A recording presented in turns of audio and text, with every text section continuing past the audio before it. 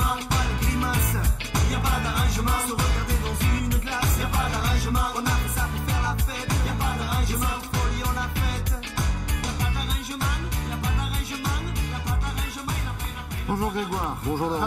Alors, on va s'intéresser au football pour changer. Oui, alors, parfois dans le football, sur tournure des terrains, le ballon ne tourne pas forcément rond. Et il y a une nouvelle affaire qui pourrait embarrasser Karim Benzema. Je vous explique tout ça avec de très belles images d'archives. Regardez, des proches du footballeur sont soupçonnés d'être impliqués dans une tentative d'enlèvement dans le but de récupérer de l'argent qui appartient aux joueurs du Real. C'est ce qu'indique le site d'information Mediapart.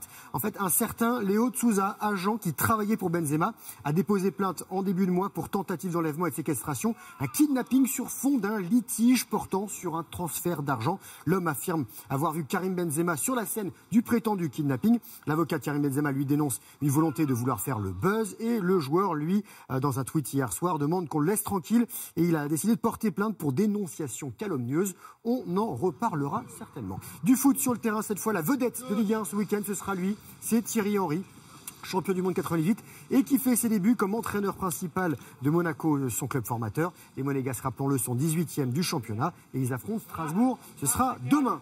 Du handball avec Chambéry qui a perdu son premier point de la saison en faisant match nul à domicile contre Saint-Raphaël. Les Savoyards, menés quelques minutes avant la fin, égalisent 31 partout dans les toutes dernières secondes et laissent Nantes seul en tête après 7 journées. Les Chambériens sont deuxièmes à 1 point donc.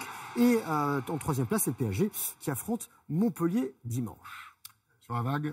Oui, alors sur et sous la vague. Je vais vous expliquer tout ça. Ça se passe au Portugal, du côté de Peniche. Regardez, Peniche, c'est au nord de Lisbonne et c'est la 10e et avant-dernier rendez-vous de la saison au circuit mondial. Et ça, c'est Jérémy Flores qui s'est fait secouer par un gros wipe-out, une chute spectaculaire au troisième tour. Alors, plus de peur que de mal pour le Réunionnais. En revanche, Johan Dourou et Michel Bourrez se sont qualifiés pour les quarts de finale. En action sur le site de Super Turbo, c'est le Landais Dourou qui a éliminé le numéro 2 mondial, le Brésilien Toledo. De la boxe thaïlandaise, c'était à Aubervilliers, un gala organisé par l'ancien champion du monde Jamel Yacouben, avec un combat au sommet entre le français Rafil Boic et le numéro 1 thaïlandais champion Thanachai. L'enjeu, défendre la ceinture du Lupini, c'est la plus prestigieuse récompense de la discipline là-bas. Et c'est la première fois que ça se passait en France. Et le Français Rafik Boic a gagné pour la 5e fois cette ceinture. Alors beaucoup plus calme et plus gracieux, le championnat du monde de roller artistique. Ça se passait du côté de Mouilleron-le-Captif. Il y avait de la danse sur roulette également. C'est en Vendée avec une médaille d'argent pour ce garçon. Il est chez les juniors Xan Rolls. Et Serena Giraud, elle, est en bronze chez les seniors roller inline. Oui, ça ressemble beaucoup au patinage artistique, effectivement, mais les tenues sont différentes. Vous avez remarqué, un petit peu moins classique, un petit peu moins flashy. Foufou et flashy. D'autres sports, il y a du ski, du raid aussi. On va voyager, on va vous faire allez-y, rêver et voler. On va toujours voyager pour commencer avec le Sri Lanka et le raid Amazon, épreuve 100% féminine, 18e édition. 6 jours de course pour les 370 baroudeuses par équipe de 2 ou 3, course à pied, canoë et trail au programme. Une philosophie, pas de moteur, que de la sueur. Victoire de Marion Guibert, Alice et Fabienne Guichet. Et on a skié sur la Lune.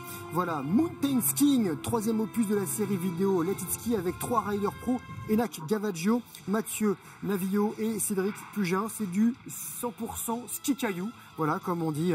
C'est du côté de l'Isoard, près de Billan-Briançon. Une très belle vidéo à voir sur Internet. C'est 49 ans après le premier pas de l'homme, de Neil Armstrong sur la Lune.